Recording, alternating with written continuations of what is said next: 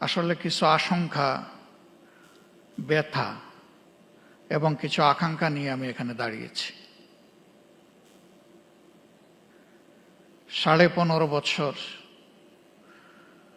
জাতির উপরে অত্যাচারের যে স্টিম রোলার চলেছে, এর দ্বারা অনেকেই ভিক্টিমাইজড হয়েছে। জুলাইটা ছিল তার শেষ পরিণতি। শেষ পর্যন্ত আমাদের যুব সমাজের অতি ছোট্ট এবং সাধারণ একটি দাবিকে নিয়েই তারা রাস্তায় নেমেছিল। অতীতের মতো একই খান্দায় একইভাবে তাদের সেই দাবিকে স্তব্ধ করে দেওয়ার জন্য চেষ্টা করা হয়েছিল। 15 জুলাই রাতে ঢাকা বিশ্ববিদ্যালয়ে যা ঘটেছে, বিশ্ববিদ্যালয়ের ইতিহাসে এটি ছিল আনপ্রেসিডেন্টেড। এর আগে তার কোনো উদাহরণ ছিল না। রাজনৈতিক কর্মীদেরকে লেলিয়ে দেওয়া হয়েছিল। তারা একই সাথে আঘাত করেছে ছেলেদেরকে, আমাদের মেয়েদেরকেও বাদ দেয়নি। কার্যত এই মুভমেন্টটা এখান থেকেই মোমেন্টাম পেয়েছিল। এরপরে একে একে আবু সঈদের হত্যাকাণ্ড এবং বাকি হত্যাকাণ্ডগুলো শেষ পর্যন্ত জুলুমের অবসান করতে সক্ষম হয়েছে। আমি জাতিসংঘের ফ্যাক্ট ফাইন্ডিং কমিটিকে আমার দল এবং বাংলাদেশের মজলুম জনগণের পক্ষ থেকে ধন্যবাদ জ্ঞাপন করি। তারা স্বল্পতম সময়ে এগিয়ে এসেছেন এবং বাস্তবতা তারা তুলে আনার চেষ্টা করেছেন। কিন্তু তারা যেটুকু এনেছেন এটা আংশিক মাত্র, এটি পূর্ণাঙ্গ নয়। তার বাইরেও জুলুমের বিস্তর ক্ষেত্র রয়ে গেছে। আশার দিক, নতুন সরকার গঠিত হয়েছে ফ্যাসিজমের পতনের প্রেক্ষাপটে। বিচারের জন্য ট্রাইব্যুনাল গঠন হয়েছে, বিচারক নিয়োগ হয়েছে, তদন্তকারী সংস্থা হয়েছে, প্রসিকিউশনও নিয়োগ হয়েছে। কিন্তু এটি সত্য, এখন 1 বছর ছুঁই ছুঁই এ সময়ের ভিতরে কিন্তু বিচার এখনো দৃশ্যমান হয়নি। আমরা বিশ্বাস করি এই প্রক্রিয়ার সাথে যারা সম্পৃক্ত তারা তাদের সর্বোচ্চটা দিয়ে চেষ্টা করছেন। সরকারের কাছে আমাদের অনুরোধ, এই এফোর্ট কি যথেষ্ট, নাকি এই জায়গায় আরো কিছু করার আছে?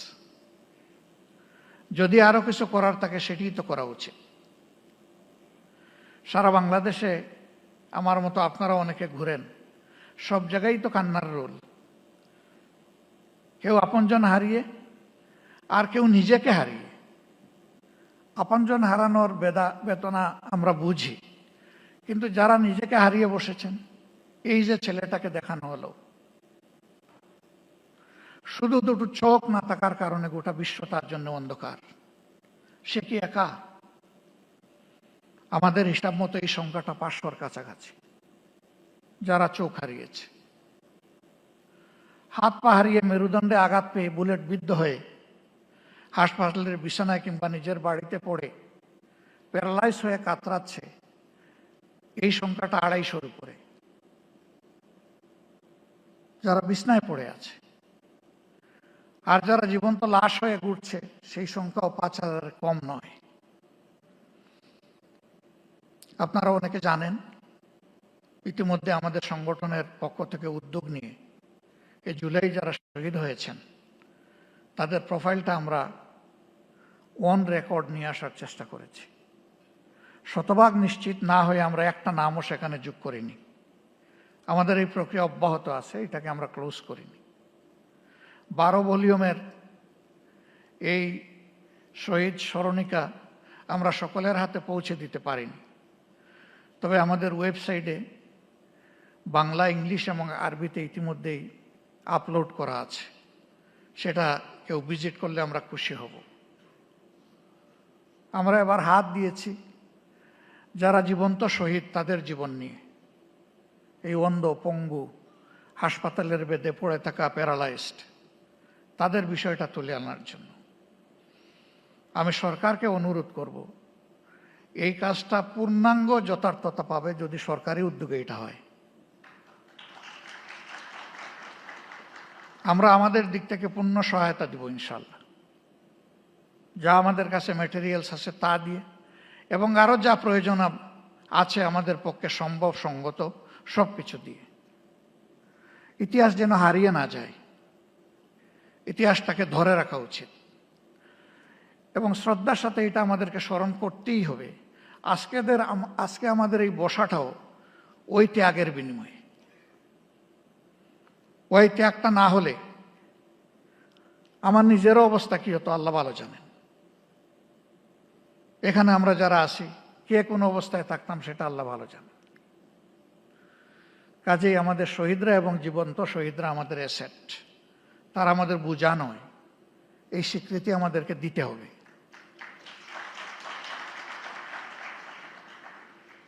আমাদের সম্পদকে মুখে নয়, বাস্তবেই সম্মান দেখাতে হবে।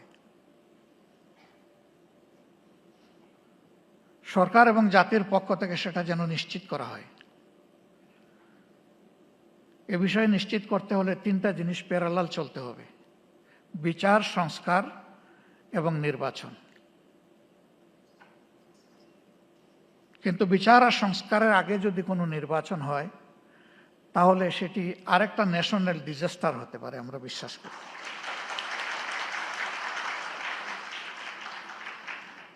গত 26 তারিখ চীন মৈত্রী সম্মেলন কেন্দ্রে, সেখানে শহীদ পরিবার সোসাইটির একটা আয়োজন ছিল। 2-4 জন বক্তব্য রেখেছেন। পুরোটা শুনতে পারিনি আমার অসুস্থতার কারণে, আংশিক শুনে আমি চলে গেছি। তাদের প্রত্যেকে অত্যন্ত সিংহের মতো গর্জন করে বলেছেন, বিচার না দেখা পর্যন্ত আমরা কোনো নির্বাচন দেখতে চাই না।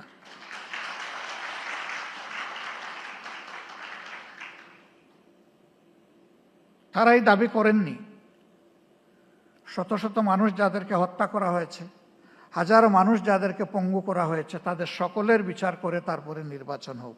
তারা তা বলেননি। তারা বলেছেন যারা জঘন্য অপরাধী তাদের বিচারটা অন্তত 2-4টা হলেও আমরা নিজ চোখে দেখতে চাই।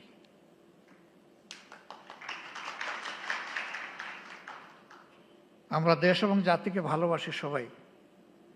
জাতিসংঘ ফ্যাক্টস ফাইন্ডিংয়ে যে ফ্যাক্টসগুলা তুলে এনেছে তার সাথে যেগুলা অপূরণ আছে সেগুলাকেও সংযুক্ত করে বিচারটা ঠিকমতো হোক।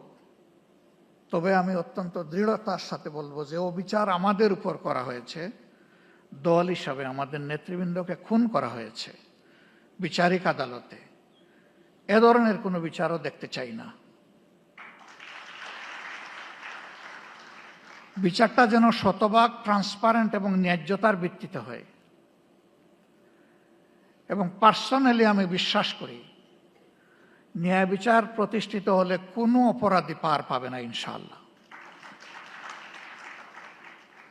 যারা মানুষ খুন করেছে তারা তাদের ন্যায্য পাওনাটা বুঝে পাবে, এবং বিচারহীনতার অথবা বিচারকে ধামাচাপা দেওয়ার যে সংস্কৃতি সেটা দূর হবে। আমরা আমাদের দলের পক্ষ থেকে প্রতিশ্রুতি দিচ্ছি, এই প্রক্রিয়ায় আমাদের পূর্ণ সমর্থন এবং সহযোগিতা থাকবে। জনগণের ম্যান্ডেটের ভিত্তিতে আমরা সরকার পরিচালনা করার সুযোগ পাই অথবা আমরা বিরোধী দলে থাকি, এ বিষয়ে আমাদের ভূমিকা হবে স্পষ্ট, ন্যায্য এবং অকুতভয়। আমরা কাউকে পরোয়া করে কোনো কিছু বলবো না, করবো না। ভয় করব শুধু আল্লাহ তাআলাকে। দায়বদ্ধ থাকবো প্রথমে নিজের বিবেকের কাছে, তারপরে দেশবাসীর কাছে। অন্যান্য দলের পক্ষ থেকে একই প্রতিশ্রুতি আসুক তা আমি প্রত্যাশা করি। কেউ না কেউ তো আগামী সরকার চালাবে। তাহলে যারাই চালাক তারা যেন জাতির এই আমানত রক্ষা করে, আমরা যেন বিশ্বাসঘাতক না হই।